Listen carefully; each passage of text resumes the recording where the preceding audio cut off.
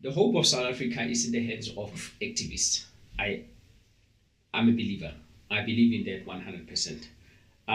Sometimes I made a video. If you're interested, you can check on the bottom of on the description part of this. I'll give you a couple of links where I mention how the current state or the current structure of party politics will never ever save this country. Actually, things are going to get worse and worse as time goes. And the biggest part is the structure of our politics, the way things work from the ground to parliament. That nje, it's just not Ayoba.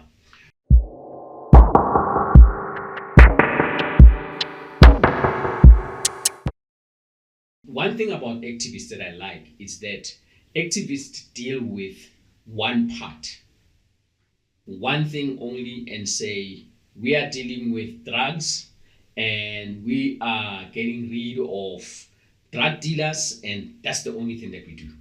We don't deal with developing business, or we're just dealing with this issue. And those who are dealing with developing business will say, this is what we are doing, we're trying to fund the young people, and that's all that we do. We're not talking any other language. And political parties, they are trying to solve all the problems of the world in their pockets. So they try to touch on that, solve that, and while social movements are only concentrating on one part of the problem. I like that. Okay, today I want to talk about three things that most of the social movements are doing. These are the issues of health and clinics, the issues of schools and registration of children, and the issues of business and spaza shops. We can put it there.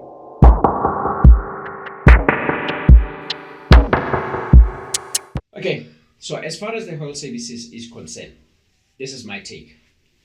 I commend what Dudula is doing, and much, and all the other organizations that are in that space. But I would really love to see a situation where kindness is still shown, where South Africans can come from in the morning, register and everything else. Then by 12 o'clock we can say, or start to say, we have two lines, line for South Africans, line for foreigners. And then foreigners can only be served after 12 o'clock. Then all of them can come in. And secondly, I would love to see SAPS playing a very intentional role in the process, where SAPS, or at least because we have a shortage of the police, bodies like CPF being in those clinics, scanning for illegal immigrants, that they can be able to scan, identify, and arrest those illegal immigrants in those clinics, so that we can curb this issue of illegal immigrants in the country. Well, I'm saying this because of another thing that we should note that the Minister of Health has said, which I think it makes sense to me. If we don't allow foreigners to come into our clinics, we won't be able to contain some of the contagious illnesses out there. Viruses will go viral because we'll only be concentrating on South Africans, but there are people that we are living with who also need to take those antivirals or whatever that needs to be done to contain a certain virus when it comes. So we need everybody treated, and everyone else who is not here legally, then CPF or SAPS through CPF can be able to deal with those illegal immigrants in those places in clinics. I heard of a story of a guy who used to work for this German company in South Africa, German car manufacturing company. And he used to work with a guy, according to him, some racist white man from Zimbabwe, and who was not legal in this country, but the guy was his boss. Okay, it makes sense. I agree that there are a lot of illegal white immigrants in this country that we cannot detect. It's actually easier for white people to detect them. We don't. They look the same to us. And there's other arguments that probably even based on that there are a lot of white illegal immigrants, including Israelis, in this country, in Cape Town, who are there and nobody bothers them, and they're just sitting there. All right. And organizations like Dudula and Much would rather chase after black immigrants than your Indian, white, and other immigrants in the country. Okay, I buy that. I seriously do. And I'm thinking, there is also a certain problem that we have. And I don't think this is a South African problem. I think it's just a human problem. That when somebody's working, it is easier for us to criticize the work that they are doing and not complimenting. And I'm thinking, if you see Much in the streets of Joburg with a loud hailer saying, please go back to your countries and fight for your countries. And you sit here and say, yeah, but they can't go to Cape Town. And I take it, why don't you take a loud hailer and go to Cape Town and say, while they are busy with African brothers, I will be busy with the white and other races that are coming to this country illegally and are occupying and taking the resources of this country. While these people are going to clinics and they are taking our medication and crossing over the border, these white ones, they are not getting them in clinics. They are getting them somewhere where they are taking off the resources of this country. And anyone with understanding and wisdom of how this happens, I'm saying to you, don't criticize those who are working. There's results. I'm saying take Loena, your loud hailer, or however you do this, and attack those that you know how they are doing these things. Everybody sits and do nothing. And this has been a problem in this country. And when one person rises and do something about the issue, people want to stand up and criticize. Don't criticize. Whatever you see that, no, my brother, you're working on this, but you cannot reach as wide as that. Take a stand and say, since you are working on this, I will reach the parts that you are not reaching. Don't criticize and say, but you're doing this, but you're not talking to that other one. You go and talk to the other one. Now I'm already talking to this one. I'm being active.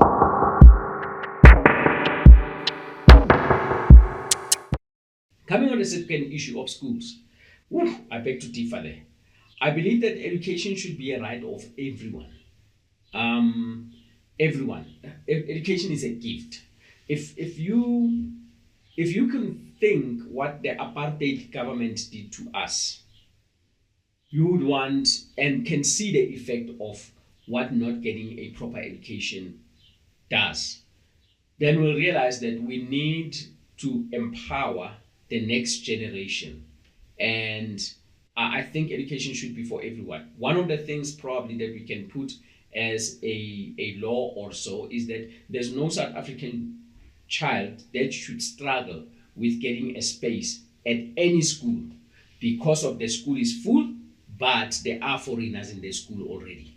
Now that should not be accepted in a country. However, the doors should be open, probably as a last minute resort or whatever, to say education should be the right for everyone. Let everybody be educated, and obviously with exception to illegal foreigners, because of illegal, for me, I'm still saying it's the duty of the police.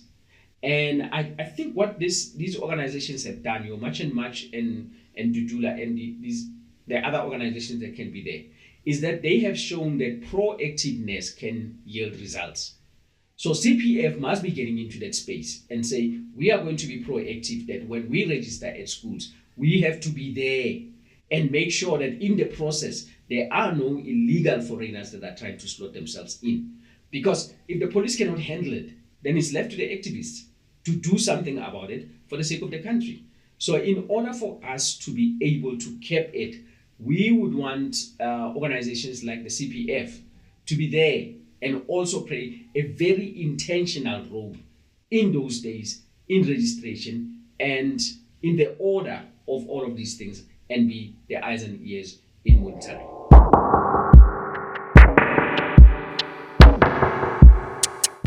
Okay, as far as the issue of businesses is concerned, guys, I strongly believe There should be certain business sectors or business opportunities that are just reserved for South Africans. I don't think there should be an argument that a person who can own a shop in a township can only be South African. Some of the fashions, I know that people will argue and say, yeah, Spaza Shop has been there. But I'm saying some of the models of Spaza Shop and the way that Spaza Shops are run or the way that they do them, these models are new. They are new because of they didn't just evolve per se, but they are new because of the people who came up with a strategy that has already been tried and tested from wherever they come from to run these kind of Spaza shops in our area.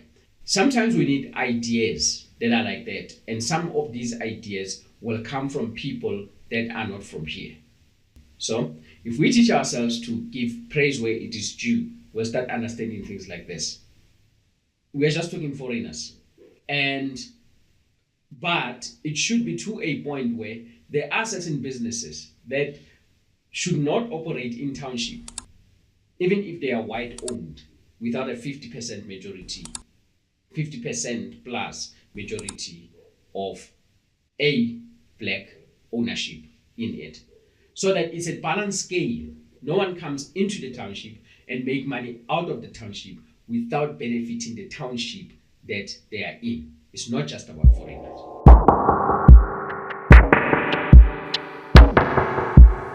In the case of employment, this is the other issue that I have. We have good South Africans. I mean, they are good and they are good employees. They are hard workers, and they have moved the companies that they work from one level to the other. Their contribution is amazing, and I'm talking about both black and white in this case. And then there's another group of workers who are very good at what they do, but they lack consistency. The employment market has a huge competition, and now you have people coming from outside who are prepared to do whatever it takes to get into the work market. And some of these foreigners, legal or illegal, come in and they are hungry for work and position, and they work very hard, and they are very good at what they're doing, and because of that they get to earn themselves status. I've heard of a couple of cases where companies have been working and they're using illegal foreigners, people who are not even registered, and those people actually get to be managers in those companies. And when you look at it, it's not just a favor or a cheap labor kind of an issue. When you look at what this person is doing, you realize that the only reason that this company is still holding on to this person and they can protect this person by all means is because of the dedication that this person is showing, and not only dedication but the consistency and momentum that this person has in that particular duty that he is supposed to do. And they keep on being elevated. And when they are elevated, they are moving from the crowd that can actually scrutinize and realize that, hey, wait a minute, bruh, you don't actually qualify to be here. You don't have the papers. So because of they work hard, they move quickly up where they are not easily accessible to everybody else to understand their status in the country. And I'm saying, if we want to fight for what belongs to us, we must be very intentional, not just toi. If I can quote again the words of the president, not about singing, but results. We must produce results. We must be people who says, I want to actually be the best at what I do. Not every one of us is going to open a business.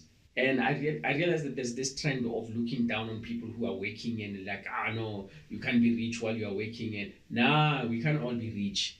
And not everybody who's working is not rich. Most of the people who are working have more assets than the people who are running their own businesses. So it is good to run your own business if you want to run your own business. If you want to be employed, please be serious about it. That's the only way we can maintain our status quo. I, for one, if I had to choose between a South African and a legal foreigner, honestly, whoever performs better, that is going to be the person that I can choose. So I don't think it's not even rocket science. It's just a simple principle. And I would, in the fight against this, to say to our brothers, there's a reason why some companies prefer foreigners. And money is not the only thing that you can pay them less. No, because of it doesn't help you to pay for cheap labor that gives you cheap results. You pay for cheap labor that gives you the best results. That's how we buy cars. You want a car that can go longer with a fuel of tank, a car that is cheaper to maintain, a car that is, and employment is the same thing. And I think that's the challenge there, to say, while we are dealing with these things, can we build also a generation of South Africans that understand what it means to be able to work for somebody else?